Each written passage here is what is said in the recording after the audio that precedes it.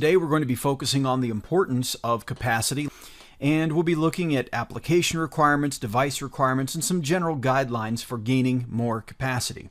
It is an essential element of wireless LAN design, implementation, monitoring, and support with modern networks, because we're no longer in that era where we can simply say we'll install a few access points and people will have wireless access, because we're now running critical applications, or we're marketing that we provide wireless access at hotels and other hospitality areas, arenas, and things like this. And when you market that you're providing wireless access and then people connect to the wireless network and do not have effective wireless access to the internet, let's just say they get a little bit frustrated. So to avoid that, we have to make sure that we've designed for capacity, and that's what we'll be looking at today.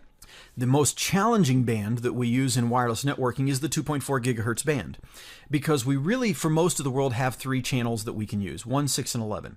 There are some areas of the world where you can include channel 14, and you can go with something like a 1, 5, 9, and 14, or 1, 5, 9, and 13 channel plan, depending on the regulatory domain. But know when you're doing that, you are introducing some channel overlap. They're not considered to be non-overlapping channels, and so you have to manage that in relation to your overall capacity you're going to achieve by implementing such a channel plan.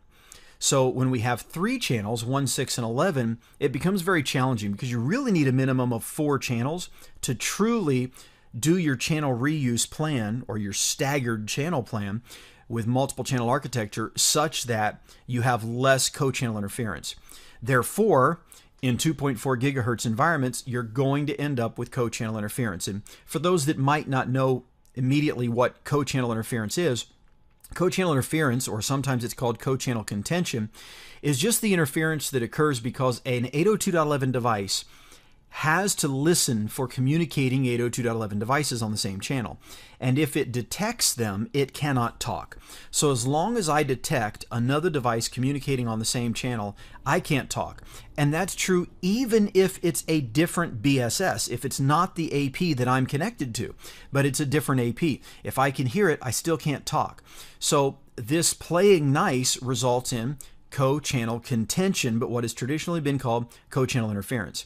You'll see more of that in 2.4 gigahertz by far than in 5 gigahertz, because any two APs both on channel 1 are very likely, even in a clean environment where you're implementing your own channel plan, to have some overlap, at the very least for the clients, and then also possibly for the APs being able to hear each other or see each other.